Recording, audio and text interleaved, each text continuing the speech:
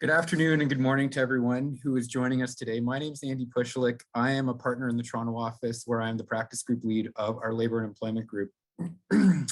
Today I'm joined by my colleagues Kirsten Thompson, who is a partner in our privacy and cybersecurity group, Jeff Bastian, who's a senior associate in our Vancouver office in the labor and employment group, Roxana Jangi, who is based in Calgary and is a senior associate in our employment labor group there, Claire Brown, who is in Toronto, and Camille Paradis-Loisel, who joins us from Montreal. Well, we are through what was supposed to be the two-dose summer, and vaccines and vaccine passports and lockdowns continue to be covered with great frequency through the media. As of today, 87% of Canadians aged 12 and over have received at least one dose of a COVID-19 vaccine, and about 80% of Canadians aged 12 and over are fully vaccinated. And what we're focusing on today is really the question of the time. So many of you who are working in compliance or HR or legal for your relevant employers are interested to know what is the latest on mandatory vaccinations. And so that's what we're going to be talking to you about today. The other important element, of course, is there's been so much that has been changing at such a rapid pace with respect to lockdowns and with respect to the introduction of vaccine passports by various provincial governments. We're going to try and cover that off as well. And of course, we always want to save time for your questions, so we will do that at the end. And we'll try and get through as many questions as we can because we know that there's lots of things that are potentially unique to your particular workplace. So without further ado, I'm going to hand it off to my colleague Claire, who's going to give you the latest on where we're at with provincial lockdowns. Claire, over to you. Thanks so much, Andy, and good afternoon again, everyone, and good morning to for those of you who are joining us from the West Coast. We thought that before we jump into an update on what's going on with respect to COVID-19 vaccination passports and vaccination requirements across the country, that it'd be helpful to set the scene by providing you with a quick overview of where we stand with respect to lockdown measures and restrictions across the country. So starting in British Columbia, the province remains in step 3 of the province's restart plan. However, the province has implemented additional restrictions in the Central Okanagan region and the Northern Health region to help combat outbreaks of COVID-19. The province has also reintroduced a mandatory province-wide mask mandate. In Alberta, the province has re-declared a state of emergency and reintroduced a series of lockdown measures and restrictions, including a mandatory mask mandate, restrictions on indoor and outdoor ceremonies, receptions, and services, capacity restrictions for retail operations, as well as limits on in-person dining, liquor, sales, and consumption. As Roxana will touch upon in a moment, the province has also re-implemented mandatory work from home measures. And lastly, the province has introduced a restriction exemption program that provides certain businesses and organizations with an alternative to the requirement to conduct operations in accordance with some of the province-wide measures in effect. Next slide, please. Thank you. In Saskatchewan, the province has entered step 3 of the reopening roadmap over the course of the summer.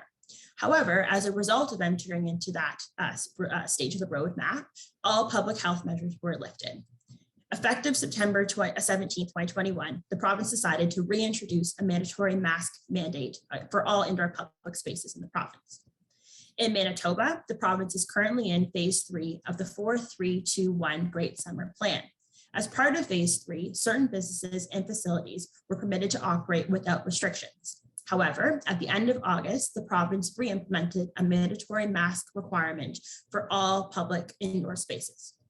In Ontario, the province remains in step 3 of the roadmap to reopen. As part of step 3, physical distancing requirements, mandatory masking, screening, personal protective equipment requirements, and other similar measures remain in effect. Next slide, please.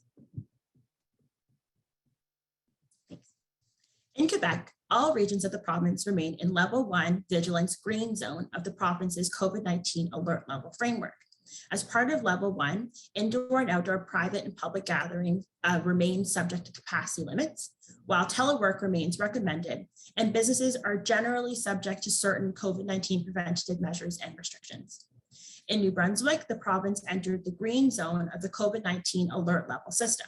As part of the green zone, the province's mandatory emergency order came to an end, which resulted in the lifting of all COVID-19 restrictions. However, effective September 22nd, the province reintroduced a mandatory mask mandate for all indoor public spaces. And in the province of Nova Scotia, the province remains in phase 4 of the reopening safely with COVID-19 plan. However, the province has decided to delay its anticipated move to the 5th and final step of the reopening safely with COVID-19 plan for the foreseeable future. Next slide, please. Thanks. In Prince Edward Island, the province remains in steps 3 and 4 of the COVID-19 and PEI moving forward plan.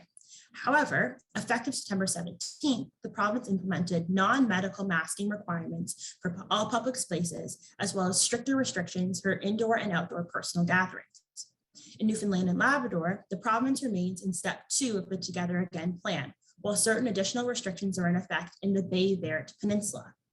In the Yukon, the territory statement of emergency was lifted.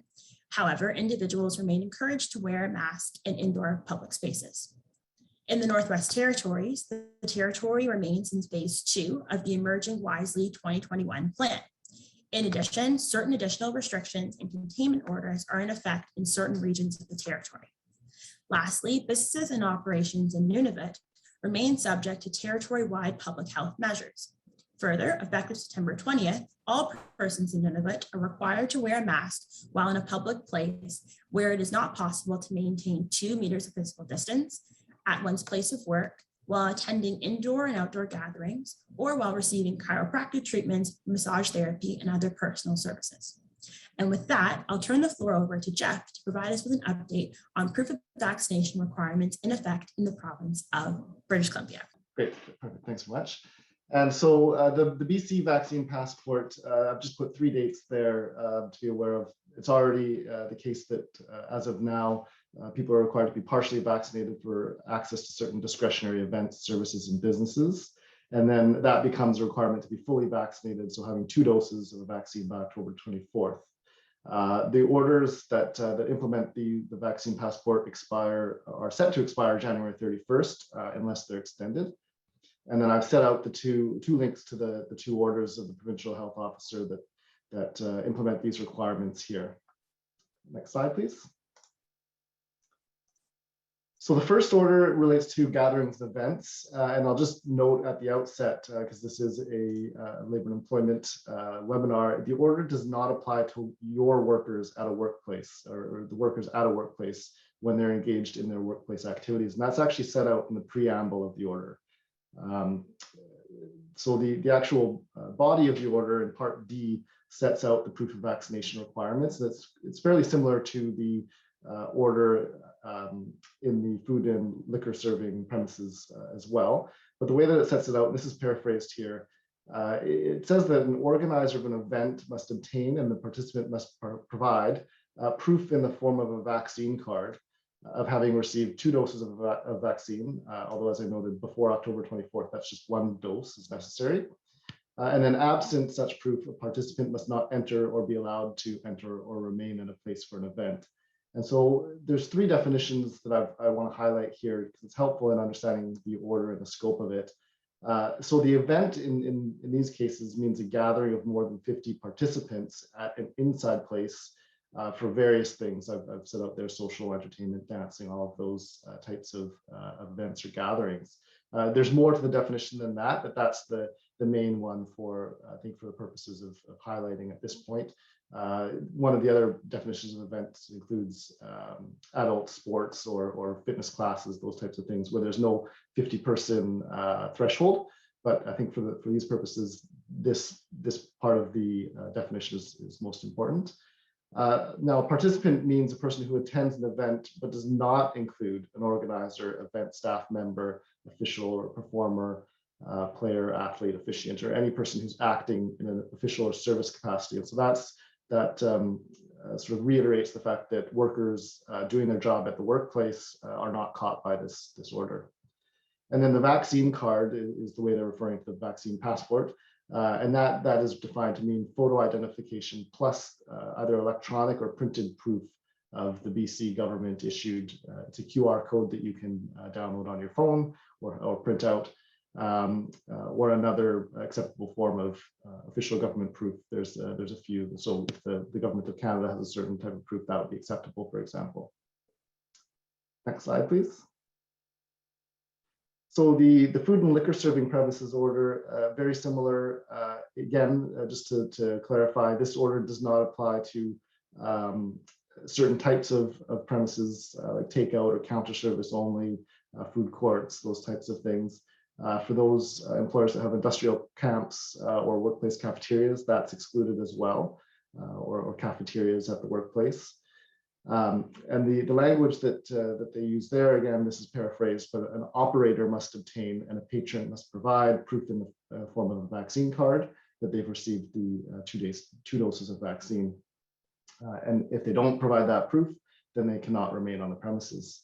And again, here in the definitions, patron is defined to mean a person who's present as a customer on the premises. So it doesn't include an owner, operator, or member of the staff. And then premises is defined as well to give you some idea of the scope that it relates to both inside and outside places. So you can't say, well, it's on the patio, so that doesn't count. Next slide, please. Just a last comment here on both orders, just some guidance that is set out in the orders.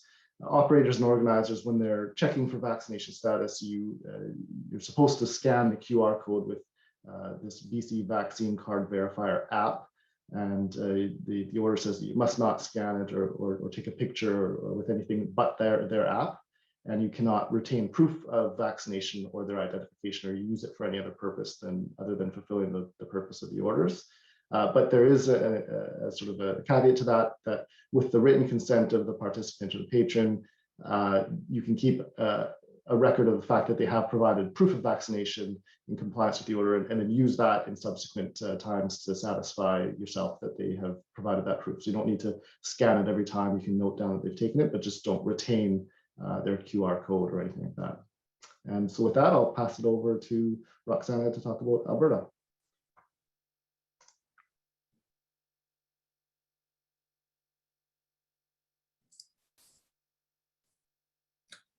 Good morning, everyone.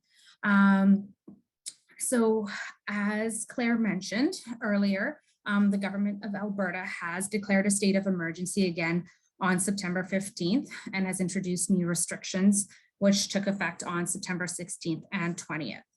For the purposes of this presentation, I will only be focusing on mainly the restriction exemption program, which is parallels the vaccine passport programs in the various other provinces. So just to give you a bit of a high level overview to start off with, what the government in Alberta has done is that they have required certain businesses, which the government has labeled as in-scope businesses, to either implement the restriction exemption program, which allows them to continue to operate as usual for the most part, or alternatively, for those businesses that are listed or considered to be in-scope businesses that choose not to apply the restriction exemption program, the government has set out various more restrictive public health orders.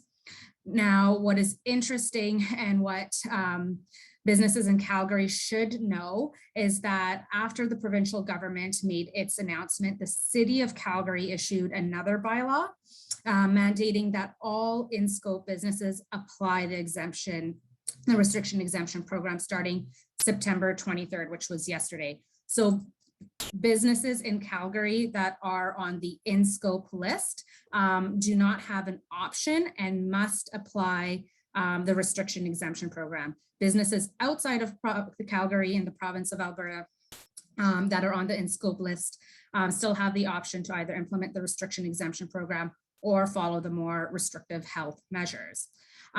You'll see on the slide that is noted above, just to give you an idea of what businesses fall in the in-scope category. These types of businesses include restaurants, nightclubs, casinos, recreation centers, fitness facilities, and so forth. The information is on not only on the slide, but it has also been published on the government's website. Now, the government has also listed various businesses that are out of scope that are not eligible to participate in the restriction exemption program, which and these have been listed on this slide that you can see right now. online.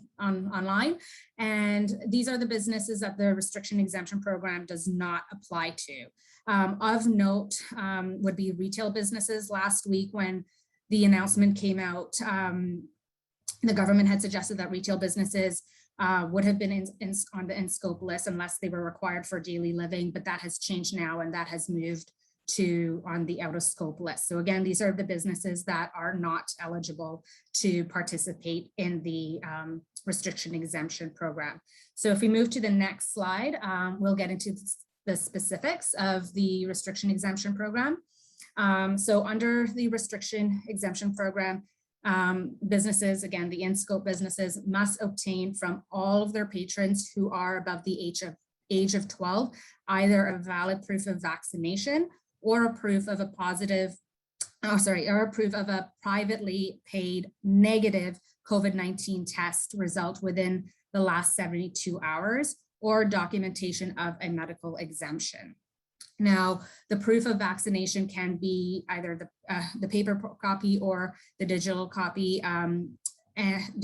issued by Alberta Health. And until October 25th, in-scope businesses can accept proof of partial vaccination. So that would be the first dose of the vaccine. After October 25th, all patrons above the age of 12 will need to demonstrate proof of full vaccination. Now, for those patrons showing proof of a negative COVID-19 test, the test results must be obtained from a rapid antigen test approved by Health Canada or a rapid PCR or a lab-based test. Test results must also show the type of test, type of sample collection. There must be a clear indication of the negative result and the laboratory that completed the test. The government has set out the test must not be from Alberta Services or the Alberta Precision Laboratories. It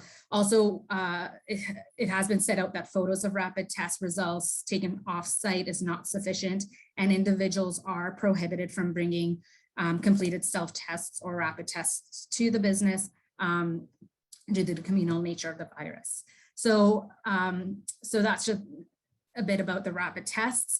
Patrons relying on the medical exemption, they must display an original signed letter from a physician or a nurse practitioner that includes the patron's name, a statement that there is medical reasons for not being fully vaccinated against COVID-19, and the duration of the exemption, so for how long that exemption is valid for. The document must also include the physician's or the nurse practitioner's contact information and registration number. Similar to BC, it's important to note that workers and employees entering a business for work are exempt from the restriction exemption program. So if we move to the next slide, as I mentioned earlier, if you are a business listed on the in-scope list and are operating in Calgary, you must implement the restriction exemption program under the new city bylaws. This came into effect yesterday on September 23rd. As such, all businesses on the in-scope list must require proof of vaccine, negative COVID test, or a medical certificate outlining a medical exemption for patrons 12 and over. Now, under the bylaw, business operators and organizations, again, in the city of Calgary are also required to display messaging in public entryways of their businesses outlining the requirement of the restriction exemption program. So in-scope businesses can either use their own signage or download a pre-made sign that you can see on the slide. The city has indicated that failure to do so could result in fines of $200 and has indicated that they will be enforcing this bylaw.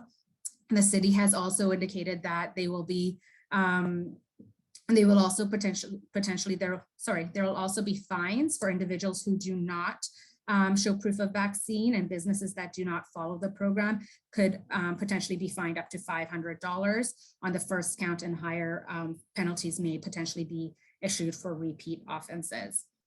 So again, that's specific to the city of Calgary. For those operating outside of Calgary that are on the in-scope list that choose to opt out of the restriction program, they must follow stricter health measures that have been outlined in the health order that is published on the government site. The stricter rules, I would say, vary depending on the nature of the business. So moving on to the next slide, for example, for restaurants, cafes, bars, pubs, and nightclubs operating outside of Calgary that do not apply the restriction exemption program, they can only offer outdoor dining with a maximum of 6 people per table. Liquor exemptions are in place where liquor sales must end at 10 and consumption of liquor must end at 11. In contrast, if we move to the next slide,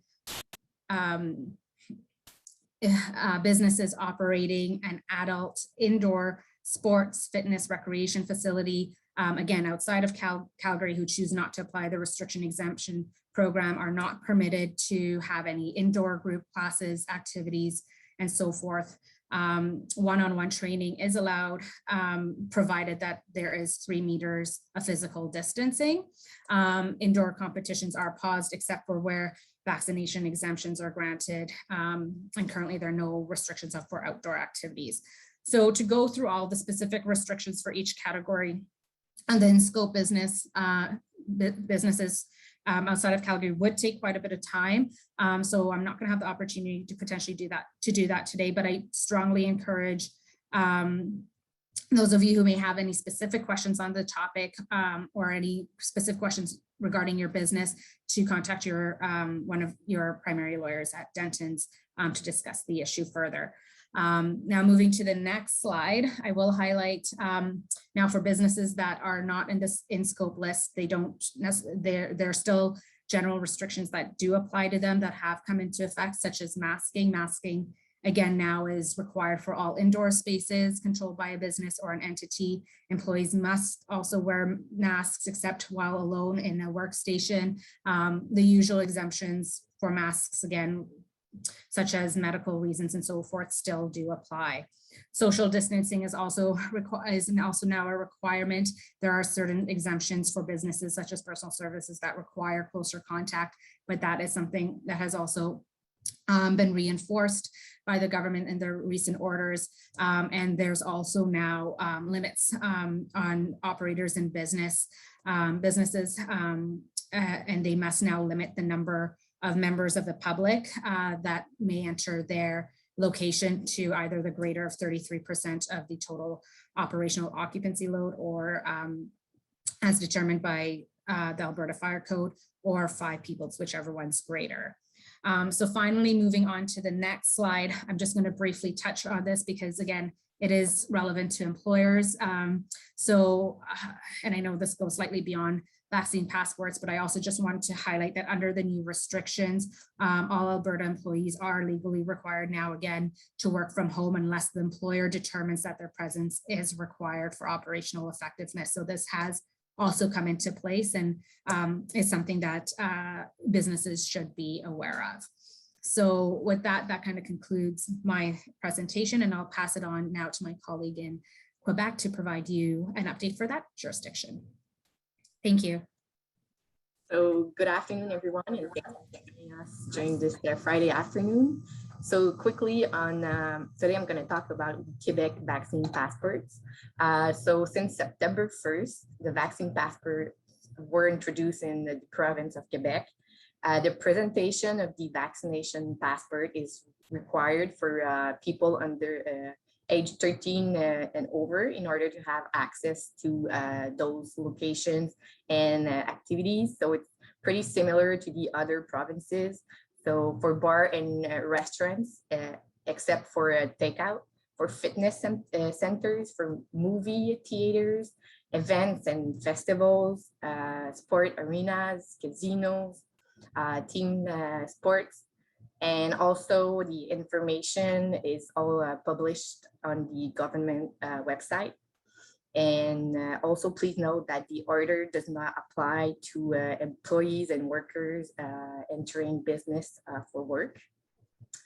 Also, no vaccination passport is required to access certain essential services like education. Also, it is not required for libraries and museums. Individual need to show, as for the other provinces, they need to show a QR code that contains their vaccination status of proof of vaccination. So the proof can be shown in one of those three ways. First, with the electronic QR code produced by the Quebec government, with a printout QR code produced by the government of Quebec again, and with the QR code produced by the Vaccinated app. Also, a photo ID will be required for all person age 16 and over, regardless of the QR code format that they use. The application developed for businesses who must verify the vaccination status of their customers or participants is called Vaccinated Verif, and they are offered to all employers, all businesses, and they are free. Also, individuals who are unable to receive the COVID-19 vaccination due to medical exemption are permitted to present a proof of a medical exemption confirmed by a physician or a specialized nurse practitioner. So that's all for Quebec vaccination passport. My colleague Claire will now talk about Saskatchewan vaccine passport. Thank you. Thanks, Camille. So turning to what's going on in Saskatchewan, effective October 1st, the province will implement a provincial proof of vaccination and negative test requirement for public access to certain businesses, event venues, and establishments, including indoor dining at restaurants, bars, and other licensed establishments, events and entertainment venues, as well as indoor fitness centers and gyms. The proof of vaccination and negative test requirement will not apply to retail businesses, places of worship, fast food restaurants offering takeout and delivery, hotels or lodgings, facilities hosting non-ticketed amateur sporting events, business meetings, and places of business closed to the general public, as well as private gatherings held at private residences or public indoor venues. The province is currently developing proof of negative test requirements for residents who opt to provide proof of their negative COVID-19 test. And the province expects that the protocols will include providing documentation demonstrating proof of a negative COVID-19 PCR or rapid antigen test provided by a certified health provider. Individuals may show proof of vaccination credentials through a QR code on a mobile phone, printed QR code, or wallet cards received at the time of immunization.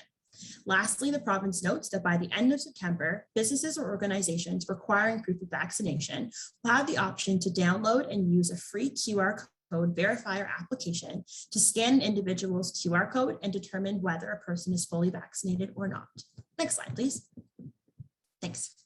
In Manitoba, effective September 3rd, the province implemented requirements for certain businesses and organizations to limit admission to individuals who produce proof of full vaccination or proof of a medical exemption issued by the government of Manitoba. The workplaces and businesses where this requirement applies include indoor and outdoor ticketed sporting events and concerts, indoor theaters and symphony events, restaurants, including both indoor and patio dining, licensed premises, casinos, movie theaters, fitness centers, gyms, museums, and galleries. The province offers an immunization card to persons who are fully immunized. The Manitoba Digital Immunization Card, which shows a QR code, is then used to validate an individual's proof of immunization for non-medical services. The Manitoba Immunization Verifier application allows individuals and businesses to scan Manitoba immunization cards to confirm that an individual is fully vaccinated. Businesses and organizations are also asked to confirm an individual's identity against government-issued identification. Next slide, please. In Ontario, Ontarians, as of, 2 days ago, September 22nd, Ontarians are required to provide proof of full vaccination along with proof of identification to access certain public settings and facilities, including indoor areas of bars and restaurants where dance facilities are not provided, indoor areas of meeting and event spaces, indoor areas of facilities used for sports and recreational fitness facilities or activities, indoor areas of casinos, concerts, as well as theaters and cinemas. The requirements do not apply where a patron is entering an indoor area solely to access a washroom, to access an outdoor area that can only be accessed through an indoor route, to make a retail purchase while paying for an order, to purchase admission while placing or picking up an order, or as may be necessary for the purposes of health and safety. In addition, the mandatory vaccination requirements do not generally apply to outdoor settings, including patios where the risk of transmission is lower, as well as where persons receive medical care, food from grocery stores, or medical supplies. Individuals who cannot receive the vaccine due to a medical exemption will be permitted entry to a business organization with a written document completed and supplied by a physician or registered nurse that sets out a documented medical reason for not being vaccinated against COVID-19 and the effective time period for the medical reason. Ontarians are permitted to show paper or a PDF copy of their vaccine receipt that was received at the time that the individual was vaccinated against COVID-19. The vaccination receipt can also be downloaded through the province's website. Next slide, please. In New Brunswick, effective September 22nd, persons are required to show proof of vaccination when accessing certain events, services, and businesses, including indoor festivals, performing arts and sporting events, indoor and outdoor dining and drinking establishments such as restaurants, pubs, and bars, movie theaters, libraries, museums, casinos, gyms, indoor pools and indoor recreation facilities, indoor organized gatherings, conferences, and workshops. Businesses and organizations that are subject to the requirement are required to ask to see proof of vaccination and government-issued identification for all patrons and participants aged 12 years and older. Individuals who are unable to receive the vaccine due to a medical exemption are required to show proof of exemption signed by a healthcare provider. Next slide, please. Thanks. In Nova Scotia, effective September 4th, proof of vaccination will be required for Nova Scotians who are 12 years and older to participate in discretionary, recreational, or non-essential activities, including full-service restaurants where patrons sit at tables to be served, liquor license establishments, fitness establishments, sports and recreation facilities, indoor and outdoor festivals, special events, and arts and culture events, museums, public libraries, the Art Gallery of Nova Scotia, indoor and outdoor events such as receptions, social events, conferences, and training that are hosted by a business or organization, and indoor and outdoor wedding ceremonies and funerals that are hosted by a business or organization. Proof of vaccination is not required for retail stores or financial institutions, food establishments that offer fast food, takeout or delivery, professional services, personal services, rental accommodations, faith services, and business meetings or other activities where the general public isn't present, and informal gatherings at private residences. Proof of vaccination requirements do not apply to staff of business organizations that offer events and activities where the requirements apply to children under the age of 11, and Nova Scotians are permitted to use their Nova Scotia proof of vaccination received following receipt of their COVID-19 vaccine in the province as proof of vaccination. Next slide, please. And so this last slide is going to recap the last few places on our coast-to-coast trip. So in Prince Edward Island, it is expected that effective October 5th, the province will impose a vaccine passport system requiring individuals to show proof of vaccination to access most spaces where large gatherings occur, including sporting events and concerts, restaurants, weddings, and funeral receptions. The requirement will not apply to retail operations, banks, places of worship, religious, funeral, or wedding ceremonies as opposed to receptions, and access to healthcare services in the province. Those with a medical exemption or under the age of 12 will be exempt from the requirements, as well as the program will start with requiring individuals to present a paper copy of their proof of vaccination and will eventually transition to a QR code system, hopefully toward the end of October. In Newfoundland and Labrador, the province has announced that it will be making COVID-19 vaccine passports mandatory for non-essential and recreational activities. The province expects that the proof of vaccination requirements will come into effect by early October.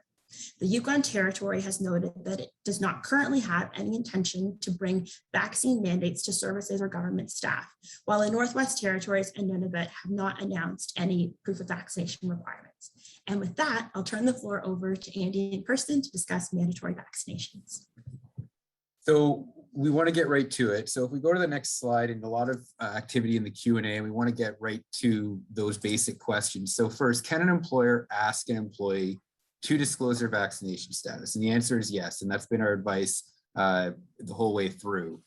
Similarly, can an employer implement a mandatory vaccination policy? Again, employers absolutely can implement such a policy.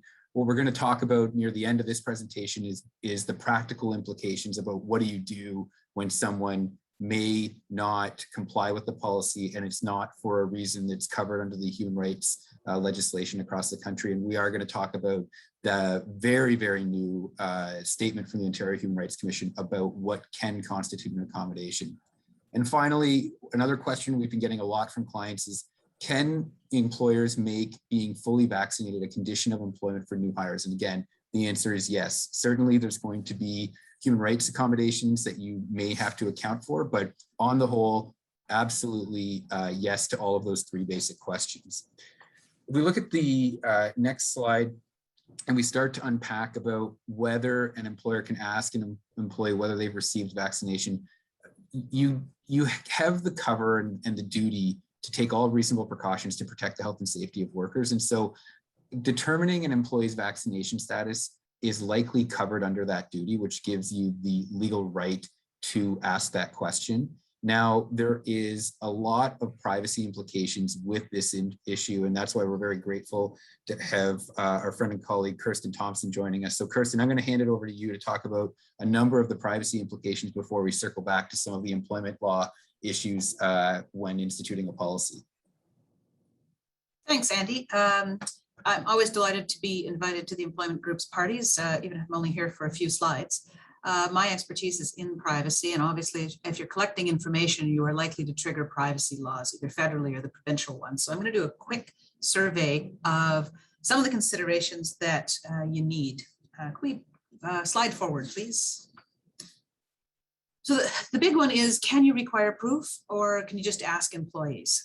Well, it depends on what your workplace environment is. So you need to determine what form of proof is going to be adequate. It's not going to be the same for every type of workplace. In some cases, it might be entirely acceptable to accept an employee's word. Maybe you want to back that up with an attestation. If you're going to require proof, you've got to make a decision about whether you're going to just look at the certificate or you're going to make a copy of it. And if you're going to go through this collection of proof, whatever that proof might be, you've got to designate who is going to do that. Obviously, not everybody in the company is going to be looking for this sort of thing. And you've got to clearly articulate what the purpose is for your decision on those things. What is demonstrably justified? And that goes to my next point on this slide. Collecting information, personal information, just in case will not be sufficient. And I've advised a number of clients who it's absolutely a fast-moving regulatory environment. So they're trying to over-collect just in case the laws change. The privacy commissioners have been very clear that that is not going to be acceptable. The other reason you don't want to over-collect, other than being a violation of privacy laws, is that it exposes you to risk.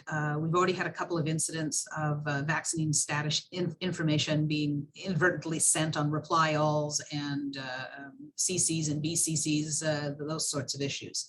And it also decreases the impact of any breach that you have, and hopefully you would get out of having to trigger the mandatory reporting and notification requirements. So minimize what you're collecting where possible. If you are going to collect information, it needs to be justified. Next slide, please. So we've been talking a lot about various laws, orders, regulations, etc. Employers often ask, well, what about consent? Consent is tricky. The Canadian Privacy Commissioners issued a joint statement a while back, and they were clearly of the view that legal compulsion, in other words, regulation, law, order, would be acceptable. Consent may provide sufficient authority. And then they said consent will only be adequate in certain circumstances. So those circumstances are listed there. You have to be able to demonstrate that it's voluntary, that consent is meaningful. Did they understand it? And you can get to that end result by clear and plain language. Is this information that you're collecting necessary to achieve the purpose that you've stated? Is it appropriate? If everyone's working from home, you really need to collect vaccination status. And you have to have a true choice. This is more in the context of sort of retail, but consent can't be required as a condition of service. So asking patrons of an establishment, for instance, a restaurant establishment, absent an order is going to be tricky. Employment context is different. Next slide, please. Having said all that, consent is always problematic in Quebec. Different law, different understanding of consent in the employment context. It can't really form the basis for vaccine passports. So if you have operations in Quebec, I suggest you reach out to my colleagues there on the employment side to help you navigate the tricky consent issues in the Quebec employment context. All right, so having made a decision to collect information, what are you going to collect? The real question is ask, show, or copy. Like as I emphasized before, you may not actually need to collect copies of things. In fact, in most circumstances, you're not going to need to. It may be appropriate for you to simply get a verbal statement. And certainly some employers are asking for an attestation and a signature to back that up, and then instituting, or at least saying they're going to institute random audits, and employees should be prepared to produce that. In other circumstances, it may be appropriate to request that an employee actually show the vaccination certificate. So here you're not collecting information. You're having an employee hold up in a Zoom session or in person perhaps. You look at it, you look at the date, you make sure they're outside the 14-day window, you make sure it's their second vaccination, and then you just put a checkbox beside their name. So the only information you're collecting there is that checkbox. In most cases, it's going to be very, very difficult to justify retaining a copy of an actual certificate. If you feel like you are in a position where you need to do that, I suggest you reach out to counsel and have that conversation. It's going to be very hard to justify. You may be in those circumstances where it is justifiable, but you'll definitely want to understand why. And the principle here, of course, is still data minimization. The joint statement from the privacy commissioners did have sort of a peculiar statement in it about creation of new central databases of vaccine information nationally and across jurisdictions being discouraged and prohibited. It was unclear what that meant. It's possible that it could include centralized vaccination status information. We've received no additional guidance on that. So be disinclined to include all this information into a national CRM system for the time being. If you have individual work sites, try and manage it individually at those work sites. Next slide, please. How long should you keep it? Well, you probably have ideally you have a records retention policy. This will probably fall outside of that. In my experience, the records retention policies of most organizations is just keep it forever. That will not do here. Vaccination status information is going to likely be destroyed earlier than whatever your retention schedule is. It's considered sensitive personal information, and the privacy commissioners have been clear that absent a pandemic and absent the restrictions or the necessity for that, you're not going to have a reason to keep this information. So to the extent that you can segregate this information out of your systems and to make it easy to destroy or delete, do so. You will thank me months from now when hopefully this is all over. Next slide, please. Oh, bottom line here, you can't use the information for other collateral purposes. No, not discipline, not other things, not marketing. You really can only use it for what your stated purpose is, which has to be reasonable. Typically, that's going to be workplace reentry. If you think the way this happens, everyone says they won't use information for marketing or other secondary purposes, but what happens is you have this database and then everyone ignores it and suddenly somebody uses it for something else and then you're into scope creep. So it's inadvertent secondary uses that really trip up organizations. So if you haven't designated somebody in your organizations to periodically check in on how the information is being used and by whom, I would suggest you do that until you are in a position where you can destroy it. Next slide, please.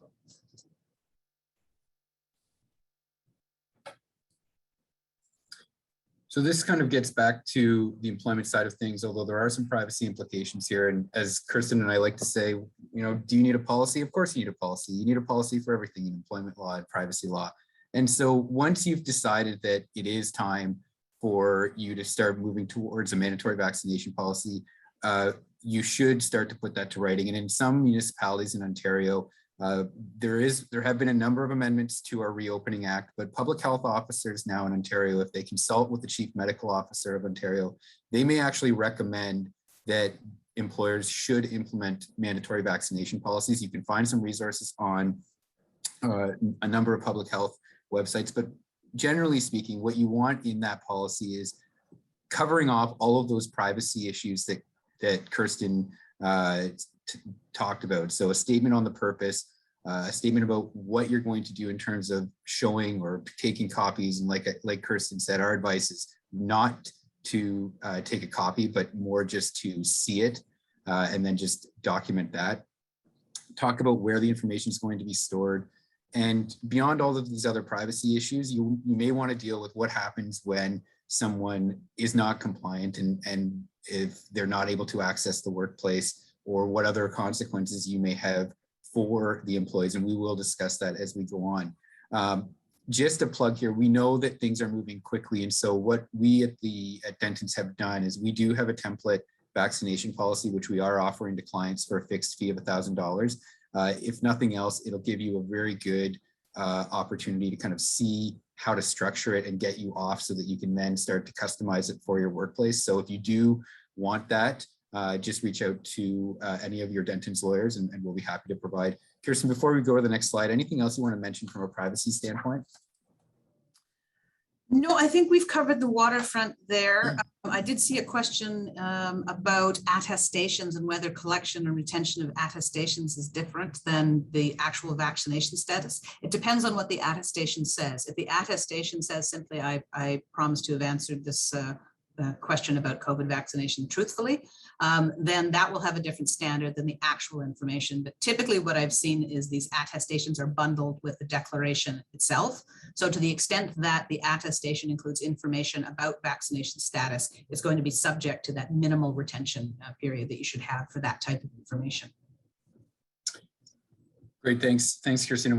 We'll maybe get to some questions as we go. We know that there's a lot of questions out there, and we are getting close to the 1 o'clock time frame. But the presentation is, I think, going to address a number of those questions. And to those of you who want copies of the slides and the recording, rest assured it will be distributed with the email that goes out post seminar. So this will be available. The big question that a lot of you are dealing with is accommodations for employees who cannot be vaccinated. And the two main areas obviously are medical or disability and creed or religion. But some good news out of the Ontario Human Rights Commission, if we go to the next slide. Earlier this week, the Ontario Human Rights Commission issued a policy statement on COVID-19 vaccine mandates and proof of vaccine certificates. And ultimately they said that and confirmed that employers can make these policies. And while this is an Ontario pronouncement, I think that a lot of the principles will be the same across the country. And so stay tuned for what other provincial human rights commissions may say on this. But when it came to the duty to accommodate, what the commission first talked about was with medical reasons. They said, look, if someone says that they can't get a vaccine because of a medical reason, they need to provide a written document supplied by a physician or a registered nurse stating that they are exempt for a medical reason from being fully vaccinated, and also saying how long this would apply. And they want this document to effectively fill that gap, because until there are recognized medical exemptions that can be integrated into a part of a digital vaccine certificate, the commission says we need to make sure that that something is going to be provided. Now, what's also really important is the Ontario government has published its own guidance on medical exemptions, and so have the College of Physicians and Surgeons of Ontario. And the bottom line is that the consensus from the medical community is that there are very few acceptable medical exemptions that would trigger an accommodation. And the examples that are given are that an allergist or an immunologist has confirmed a severe allergy or an anaphylactic reaction to a previous dose of a COVID vaccine, or to any of its components, that the college says can't be mitigated. And the second is a diagnosed episode of myocarditis or pericarditis after receipt of an mRNA vaccine. So it is very, very limited, according to the medical community, as to what will trigger the duty to accommodate. And similar to what the Human Rights Commission has said, there is also a requirement from the CPSO saying that the doctor's note has to be fairly specific, and it should also say how long the accommodation or the exemption should apply. Is this something that's permanent, or is this something that is temporary? So when you're seeing people come in with medical exemptions, really look at what the guidances are from the various medical and public health authorities, because it will help to guide you in determining whether or not there is actually a need to accommodate. If we go to the next slide, and this is a question that's come up a number of times in the chat, what to do about religious or creed exemptions. And again, very helpful guidance from the Human Rights Commission, effectively saying that they are not aware of any case where a singular belief against vaccines or masks amounted to a creed within the meaning of the code. And you can see where we've underlined here saying the duty to accommodate can be limited if it would significantly compromise health and safety amounting to undue hardship, such as during a pandemic. So this is going to really limit when an employee can rely on the Human Rights Code to trigger an accommodation under creed. It's certainly not saying that it could be never, but it's going to be a very difficult test for an employee to meet. So that commission statement is on the website of the Ontario Human Rights Commission. As I say, it was released on September 22nd, so it is very, very new, and it will be interesting to see if other human rights commissions across the country adopt similar or make some sort of pronouncement on accommodations, because we all know that employers are dealing with this. If we go to the next slide and we start to kind of conclude the formal part of the presentation, we talk about what are the employment law implications of a mandatory vaccination policy. And if we get right to it, what if someone doesn't comply? What are your options as an employer? And depending on the circumstance and the context, for example, are you in a healthcare setting? Are you dealing with vulnerable populations? There could be an argument that there is a just cause for dismissal that can be alleged, and you could potentially succeed. There is no case law that we're aware of yet testing this, but there is potentially some argument where non-compliance with this policy could constitute just cause. The other area that's going to be interesting to watch is whether or not there's going to be a frustration of employment. For example, if the federal government goes through with their stated intention to make mandatory vaccination in federally regulated workplaces and someone doesn't get vaccinated by choice, then would that frustrate their employment? Again, no case law on this, but it's going to be something to keep an eye on. Other options may be that you will put unvaccinated employees on an unpaid leave of absence. There will be a risk of a constructive dismissal potentially, but in Ontario, employers could consider the infectious disease emergency leave because it does provide some leeway to put an employee on leave for a reason that would arguably include someone not getting vaccinated by choice. As we say here, there is a risk of a constructive dismissal claim, but you can likely mitigate that by allowing the employee to work remotely. And of course, that will always be a potential solution if you are willing to allow an employee to continue to work from home. Finally, we talked about offers of employment to new employees being made conditional on employees being fully vaccinated. Again, you'll want to make that subject to human rights accommodations, but as we briefly discussed, those human rights conditions or accommodation bases are seemingly becoming quite narrow. And so as long as you are going to respect what the human rights legislation provides, you can certainly insert that clause as one of the conditions in your new hired contracts, similar to as you would for a background check or a reference check. So we have a little bit of time as I check the clock, a few minutes to talk about a few questions. And one question, just maybe very briefly, Kirsten, to you. You went over a lot of different privacy principles, and the question is, can those principles be applied in other provinces, recognizing that not every province has private sector privacy legislation? Thanks, Andy. Very good question. 3 provinces have privacy legislation applicable to employees: Alberta, BC, and Quebec. There is federal privacy legislation that applies in the other provinces, but it's not applicable to private sector employees. Something to remember there, though, is that it's going to be difficult from a workplace culture and management perception to require certain things of employees in BC, Alberta, and Quebec, and not in other provinces. So typically what we see is uniformity in how these policies are managed. So Alberta, BC, and Quebec will sort of drive the high water mark, and then the other provinces get swept along. There's also common law requirements outside of the statutes. Common law applies across the board. So there's an individual right to potentially sue an employer for violations of privacy. But that's a bit tricky. Kirsten, maybe sticking with you and I on this next question. Question is about whether or not you could rely, if you ask an employee to disclose their vaccination status and they say that they will not disclose it, can you treat that person as if they're not vaccinated? And from an employment perspective, yes, you can. And from a privacy perspective, any comment on that? Absolutely, that's fine, provided that you declare that first. So when people are making their choice on an attestation or a declaration, they know what they're signing up for.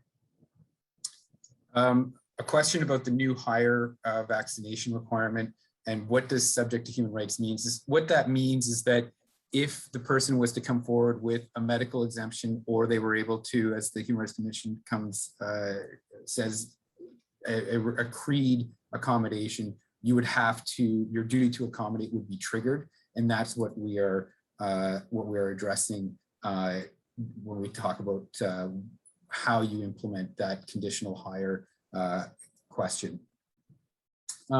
Just looking, and I think this was addressed in most questions or most of the presentations, but I'll maybe just quickly canvass the group. In the provinces of British Columbia, Quebec, Ontario, and Alberta, do vaccine passports apply to places of worship? And maybe Claire, we'll start with you.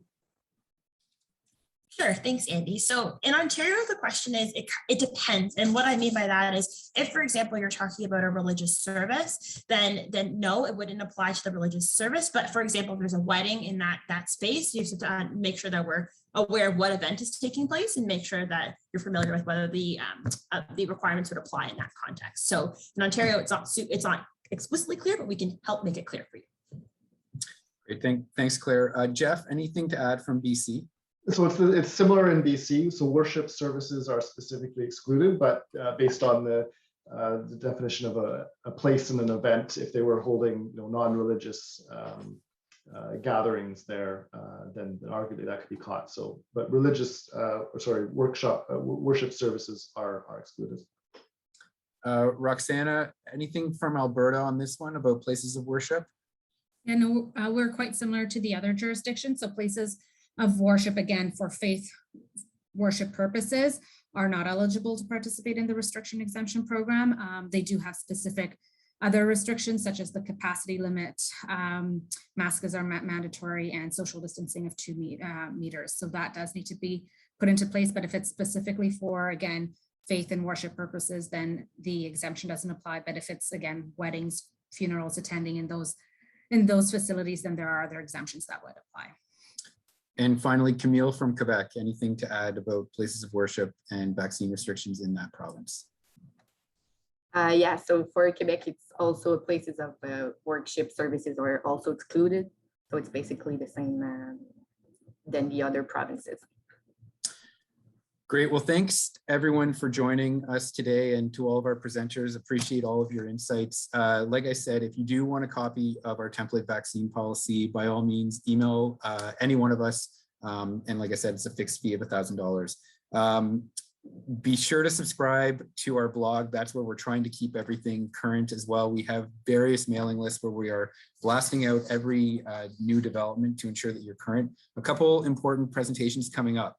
Our Vancouver Employment and Labor Group will be hosting their own webinar on agile work considerations on Tuesday, September 28th. The Denton's Data Summit, the 3rd annual Denton's Data Summit, takes place on Wednesday, September 29th. You can learn what Canadian businesses need to know about to avoid privacy pitfalls and stay ahead of the curve on that area of the law. And lastly, as a part of our global initiative, we are focusing on misclassifications, independent contractors and workers. And so there's 3 presentations. This is going to be in collaboration with our offices around the world. So it will be very interesting, I think, to get a perspective, not just in Canada, but across the globe. September 29th, October 20th, November 10th. A lot of stuff happening. By all means, if you miss anything, feel free to reach out. Thank you to everyone. Our next monthly COVID webinar is Friday, October the 22nd. So look out for an email in the coming weeks. But again, we appreciate everyone's participation, and thank you and have a great weekend.